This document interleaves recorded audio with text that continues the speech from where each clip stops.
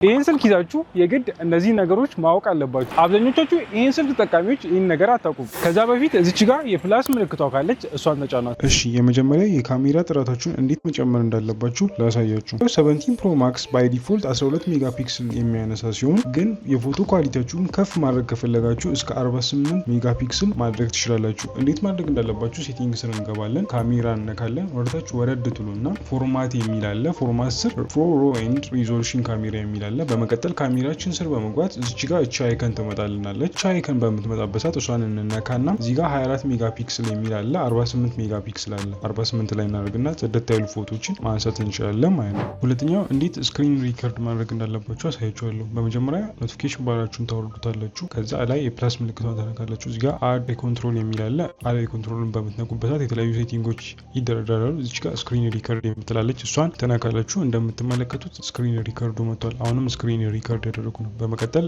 ከጎን ያለቻን በምትነኩበት ሰዓት ይጠፋላችኋል ማለት ነው። ይህንን ሴቲንግ ኦን ስታደርጉ ማንነታቸው ያልታወቁ ሰዎች ሲደውሉ ስልኩን ከማንሳታችሁ በፊት ለምን እንደደወሉ እንዲናገሩ ይጠይቋቸዋል። ሴቲንግ ስር በመግባትም እዚህ ጋር እንደምትመለከቱት በስቴፑ መሰረት ኦን ማድረግ ትችላላችሁ። ፎን የሚለው ስር ትገቡና ወደታች ትወርዱና አስክ ሪዝን የሚል አለ። እሱን ኦን ታደርጋላችሁ። ከዚህ በኋላ ሲደወልላችሁ ለምን እንደተደወለ ይነግራችኋል ማለት ነው። ምክንያቱም እንደዚህ አይነት ቪዲዮ እንዲደርሳችሁ ፎሎና ላይክ ማድረጋችሁ እንዳትረሱ።